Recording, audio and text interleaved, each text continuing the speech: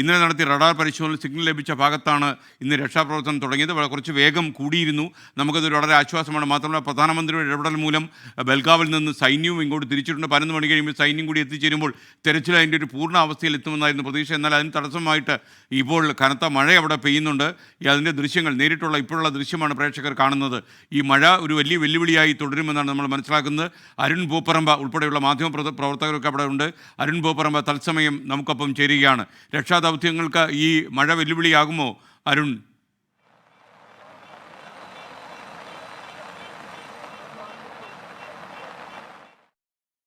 നമുക്ക് ടെലിഫോൺ ലൈനിലും പോലും ബന്ധപ്പെടാൻ കഴിയുന്നില്ല. പെട്ടെന്ന് തന്നെ അരുൺ പൂപ്പറമ്പ നമുക്കൊപ്പം ചേരും. യഥാർത്ഥത്തിൽ ഈ റഡാർ പരിശോധന സിഗ്നൽ ലഭിച്ച സ്ഥലത്ത് ഇന്ന് കൂടുതൽ JCB എത്തിച്ച് പരിശോധന നടത്തി വരികയായിരുന്നു. കാര്യം അർജുനെ കണ്ടെത്താനുള്ള എല്ലാവിധമായ നീക്കങ്ങളും നടത്തുന്നു. പ്രധാനമന്ത്രി കൂടി ഈ സംഭവത്തിൽ നേരിട്ട് ഇടപെട്ടു. കേന്ദ്ര പെട്രോളിയം ആൻഡ് ടൂറിസം സഹമന്ത്രി സുരേഷ് ഗോപി ഇടപെട്ടതിന് പിന്നാലെയാണ് പ്രധാനമന്ത്രിയുടെ ഇടപെടൽ കൂടി വന്നത്. എന്തായാലും ഈ അർജുനെ രക്ഷിക്കാനുള്ള ശ്രമങ്ങൾ വളരെ ദ്രുതഗതിയിൽ ഇപ്പോൾ അവിടെ നടക്കുകയാണ്. ഈ ലോറിയും അർജുനെയും കണ്ടെത്താനുള്ള ശ്രമങ്ങളാണ്. അവിടെ ഈ പറയുന്ന ഈ സ്ഥലത്ത് തന്നെ ഒരു ചായക്കട ഉണ്ടായിരുന്നു. സാധാരണഗതിയിൽ ലോറി ഡ്രൈവേഴ്സ് ലോറി നിർത്തി അവിടെ മണിക്കൂറുകളോളം വിശ്രമിച്ചിട്ട് പോകും, ചായ കഴിക്കും. അപ്പോൾ അവരുടെ ഒരു ഇടത്താവളമായിരുന്നു ശരിക്കും ഈ പ്രദേശം. എന്നാൽ 2 മലകൾക്ക് കീഴേ 6 തീരം ഗംഗാവാലി എന്നുള്ള നദിക്കരയിലാണ് ഈ പ്രദേശം. എന്നാൽ പൂർണ്ണമായും ഈ മണ്ണുമല ഇടിഞ്ഞു താണതോടെ ഈ ചായക്കട അവിടുന്ന് അപ്രത്യക്ഷമായി. അതുപോലെ അവിടെ കുറേ പേർ മണ്ണിനടിയിൽപ്പെട്ടുപോയി. ഇപ്പോൾ തന്നെ കർണാടകത്തിലെ 2 പേരും കോഴിക്കോട്ടെ അർജുനും ഈ മണ്ണിനടിയിൽപ്പെട്ട് കിടക്കുന്നു. ഈ ലോറിയിലുണ്ട്. എന്തായാലും നമുക്ക് അയാളെ രക്ഷപ്പെടുത്തിയെടുക്കാൻ കഴിയും എന്നാണ് മനസ്സിലാക്കുന്നത്. ഈ സൈന്യം ബൽഗാവിൽ നിന്ന് യാത്ര തുടങ്ങി എത്രയും പെട്ടെന്ന് ഇവിടെ എത്തിച്ചേരുമെന്നാണ് നമുക്ക് മനസ്സിലാക്കാൻ കഴിയുന്നത്. അരുൺ പൂപ്പറമ്പ നമുക്കൊപ്പം ചേരും. ഇപ്പോൾ അവിടെ മഴ തകർത്ത് പെയ്യുന്നു. അതിൻ്റെ ദൃശ്യങ്ങൾ പ്രേക്ഷകർക്ക് കാണാൻ കഴിയും. അരുൺ, താങ്കൾക്ക് ഞാൻ പറയുന്നത് കേൾക്കാൻ കഴിയുമെങ്കിൽ താങ്കൾ അവിടുത്തെ മഴയുടെ ആധിക്യം എന്താണ് എന്ന് നമ്മോട് പറയുക. വീണ്ടും ആ കോൾ കട്ടായി പോവുകയാണ്. നമുക്ക് അവിടുമായി ബന്ധപ്പെടാൻ കഴിയുന്നില്ല. ISRO ശരിക്കും ISRO കൂടി രംഗത്തുണ്ടെന്നാണ് നമ്മൾ മനസ്സിലാക്കുന്നത്. ഉപഗ്രഹ ചിത്രങ്ങൾ ഉപയോഗിച്ചുള്ള രക്ഷാദൗത്യത്തിന് സഹായമാകുന്ന ഉപഗ്രഹ ചിത്രങ്ങൾ കൂടി ISRO നൽകും എന്നാണ് നമുക്ക് മനസ്സിലാകുന്നത്. ലോറിയുള്ള ഭാഗം കണ്ടെത്താൻ ISROയുടെ സഹായം കൂടി ഉണ്ടാകുമെന്ന് ISRO chairman Somanath AICC general secretary KC വേണുഗോപാലിനെ കോൺഗ്രസ് നേതാവ് വേണുഗോപാലിനെ അറിയിച്ചിട്ടുണ്ടെന്നും വാർത്തകളുണ്ട്. അരുൺ പൂപ്പറമ്പ നമുക്കൊപ്പം ചേരുന്നു. അരുൺ, മഴയുടെ അവസ്ഥ എങ്ങനെയാണ് അരുൺ? മഴ വെല്ലുവിളിയാകുമോ? SKN മഴ ഒരു വെല്ലുവിളിയാകും എന്ന് തന്നെ നമുക്ക് ഈ നിമിഷം പറയേണ്ടി വരും. കാരണം ശക്തമായ മഴയാണ് ഈ പ്രദേശത്തേക്ക്. കുറേ നേരമായി രാവിലെ മുതൽ തെരച്ചിൽ നടക്കുന്ന ഘട്ടത്തിൽ മഴ മാറി നിന്നിരുന്നു. ഇപ്പോൾ നിലവിൽ ശക്തമായ മഴ ഇവിടെ പെയ്യുന്നുണ്ട്.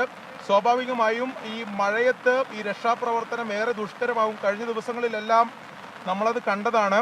മഴ പെയ്യുന്ന ഘട്ടത്തിൽ ഇവിടെ ഈ കൂടുതൽ ഈ മുകളിൽ നിന്ന് വെള്ളം ഒലിച്ചിറങ്ങുകയും അതോടൊപ്പം തന്നെ കൂടുതൽ മണ്ണിടിച്ചിലിന് സാധ്യതയും ഉണ്ടാവുകയും ചെയ്യും. അങ്ങനെ വന്നാൽ ഇവർ റെസ്ക്യൂ ഓപ്പറേഷൻ നിർത്തിവെക്കേണ്ട സാഹചര്യം പോലും ഉണ്ടായിട്ടുണ്ട്. നിലവിൽ രാവിലെ മുതൽ നല്ല തെളിഞ്ഞ കാലാവസ്ഥയായിരുന്നു. അനുകൂലമായിട്ടുള്ളൊരു കാലാവസ്ഥ ഉണ്ടായിരുന്നു. അതുകൊണ്ട് തന്നെ രക്ഷാപ്രവർത്തകർ പറഞ്ഞിരുന്നു, ഈ കാലാവസ്ഥ തുടർന്നാൽ നമുക്ക് അതിവേഗത്തിൽ ഈ രക്ഷാപ്രവർത്തനത്തിൽ മുന്നോട്ട് പോകാൻ സാധിക്കുമെന്ന പ്രതീക്ഷ അവർ പങ്കുവെക്കുകയും ചെയ്തിരുന്നു. അതിന് വിഭിന്നമായിട്ടുള്ളൊരു കാഴ്ചയാണ് നിലവിൽ ഇപ്പോൾ കാണുന്നത്. നിലവിൽ ഈ പ്രദേശത്ത് ഈ അപകടം നടന്ന സ്ഥലത്ത് ശക്തമായിട്ടുള്ള മഴ പെയ്യുന്നുണ്ട്. ആ മഴയത്ത് ഈ മണ്ണ് കുറച്ചുകൂടി ഡ്രൈ ആയ മണ്ണ് വീണ്ടും അതിൽ കൂടുതൽ ചളി രൂപത്തിലേക്ക് അത് രൂപപ്പെടും. അപ്പോൾ ഇത് നീക്കം ചെയ്യുന്ന ഉൾപ്പെടെയുള്ള നടപടികൾക്ക് വലിയ പ്രയാസവും കാലതാമസവും സമയവും എടുക്കും എന്നതാണ് ഇവർ ഇവിടുന്ന് പങ്കുവെക്കുന്ന വിവരം. നിലവിലെന്തായാലും മഴ പെയ്യുന്നത് കൊണ്ട് ഈ നിലവിൽ നടക്കുന്ന രക്ഷാപ്രവർത്തനം നിർത്തിവെക്കാനൊന്നും തയ്യാറായിട്ടില്ല. നിലവിൽ അവർ ഈ JCBകൾ ഉപയോഗിച്ച് മണ്ണ് നീക്കം ചെയ്യുന്ന പ്രവൃത്തി തന്നെയാണ് നടത്തിക്കൊണ്ടിരിക്കുന്നത്. SK നമ്മൾ ദൃശ്യങ്ങളിൽ കാണാം. അവിടെ ഒരു 3 JCBകൾ 3 ഹിറ്റാച്ചികൾ ചേർന്ന് മണ്ണ് നീക്കം ചെയ്യുന്നതിൻ്റെ തൊട്ടു മുകളിൽ മുകൾ വശത്താണ് അതിനൊരു 30 മീറ്റർ ചുറ്റളവിലാണ് ഇന്നലെ നിലവിൽ ഈ സിഗ്നൽ കണ്ടെത്തിയിട്ടുള്ളത്. ആ സിഗ്നൽ കേന്ദ്രീകരിച്ചുകൊണ്ടാണ് ഇന്ന് തെരച്ചിൽ നടത്തുക എന്നുള്ളത് ഈ ജില്ലാ പോലീസ് മേധാവി ഉൾപ്പെടെയുള്ള ഈ ദൗത്യ സംഘത്തിലുള്ള ഉന്നത ഉദ്യോഗസ്ഥർ പറഞ്ഞിരുന്നു. അത് കേന്ദ്രീകരിച്ച് അവരുടെ പ്ലാൻ ഇന്ന് അങ്ങനെ തന്നെയാണ്. അവിടെ നിലവിൽ അതിൻ്റെ താഴെയുള്ള ചളിയാണ് ഇവർ നീക്കിക്കൊണ്ടിരിക്കുന്നത്. അത് നീക്കം ചെയ്ത് മുകളിലോട്ട് എത്തേണ്ടതുണ്ട്. മുകളിലേക്ക് എത്തി ആ വലിയ മൺകൂന, വലിയ ചളി കൂമ്പാരം അത് പൂർണ്ണമായും നീക്കം ചെയ്യുക എന്നുള്ളത് നമ്മൾ നേരത്തെ സൂചിപ്പിച്ചതുപോലെ തന്നെ ശ്രമകരമായിട്ടുള്ള ദൗത്യമാണ്. അതെന്തായാലും സാധ്യമാവില്ല. അതുകൊണ്ട് പരമാവധി അത് നീക്കം ചെയ്യുന്നതിന് വേണ്ടിയിട്ടുള്ള ഒരു ശ്രമങ്ങളാണ് നടത്തുന്നത്. അതിനുശേഷം ഈ ദൗത്യ സംഘത്തിൻ്റെ ഇടപെടൽ കൂടുതൽ കാര്യക്ഷമമാകും. സൈന്യം കൂടി എത്തിച്ചേർന്നാൽ, അവരുടെ സംഘം കൂടി എത്തിച്ചേർന്നാൽ അവർക്ക് കുറച്ചുകൂടി നൂതനമായിട്ടുള്ള മാർഗങ്ങൾ ഉണ്ടാകും എന്നാണ് നമ്മൾ പ്രതീക്ഷിക്കുന്നത്. അവരെ സംബന്ധിച്ചിടത്തോളം ഇത്തരം അതായത് ഇത്ര ദുഷ്കരമായിട്ടുള്ള കാലാവസ്ഥയിലും ഭൂപ്രകൃതി എല്ലാം ഉള്ള ഘട്ടങ്ങളിലും രക്ഷാപ്രവർത്തനം നടത്തുന്നവരാണ്. വിജയകരമായി ചില രക്ഷാപ്രവർത്തനങ്ങൾ പൂർത്തീകരിച്ചവരാണ്. വലിയ പ്രതിസന്ധികൾ അതിജീവിച്ചവരാണ്. വലിയ മലയിടുക്കുകളിലും മണ്ണിടിച്ചിലുകളിലും വലിയ ദുരന്തമുഖങ്ങളിലും വളരെ കാര്യക്ഷമമായി രക്ഷാപ്രവർത്തനം നടത്തുന്നവരാണ് നമ്മുടെ സൈനികർ. ആ സൈനികരിലുള്ള വിശ്വാസം തന്നെയാണ് അർജുൻ്റെ ബന്ധുക്കളും കഴിഞ്ഞ കുറേ ദിവസങ്ങളായി ഈ രക്ഷാപ്രവർത്തനത്തിൽ, ദുഷ്കരമായ രക്ഷാപ്രവർത്തനത്തിൽ കൂടുതൽ സംവിധാനങ്ങൾ വേണമെന്ന് പറയുന്നതും അതിൻ്റെ അടുത്ത ഓപ്ഷൻ എന്നുള്ളത് ഈ ആർമി എന്നാണെന്നുള്ളതും ആവർത്തിച്ച് പറഞ്ഞുകൊണ്ടിരുന്നത്. എന്തായാലും അതിലൊരു ഇടപെടൽ നടന്നു. സൈന്യം എത്താനുള്ള തീരുമാനമായി. അല്പസമയത്തിനകം തന്നെ അവരെത്തിച്ചേർന്നാൽ ഈ രക്ഷാപ്രവർത്തനത്തിൻ്റെ ഒരു നേതൃത്വം അവർ ഏറ്റെടുക്കും.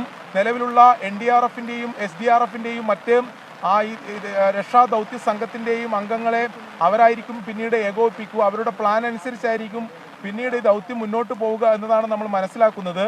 നിലവിൽ ഈ ഇന്നലെ ലഭിച്ചിട്ടുള്ള ഒരു സിഗ്നൽ, നേരത്തെ രഞ്ജിത്ത് ഉൾപ്പെടെ ഈ രക്ഷാപ്രവർത്തനത്തിൽ ഏർപ്പെട്ടിട്ടുള്ള മലയാളിയായിട്ടുള്ള രഞ്ജിത്ത് ഉൾപ്പെടെ പറഞ്ഞത്, നമ്മൾ ഇവിടെ വ്യാപകമായി മണ്ണ് നീക്കം ചെയ്തൊരു തെരച്ചിൽ നടത്തിയിട്ട് കാര്യമുണ്ടാവില്ല.